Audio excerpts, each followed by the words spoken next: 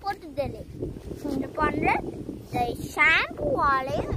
இதே பிராக்டிக்கு ஷாம்பு பண்றதுக்கு எடுப்போம் வேண்டிய ஷாம்பு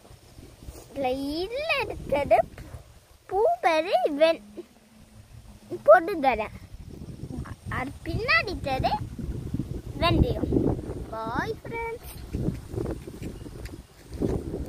இந்த வீடியோத்தை சப்ஸ்கிரைப் பண்ணுங்க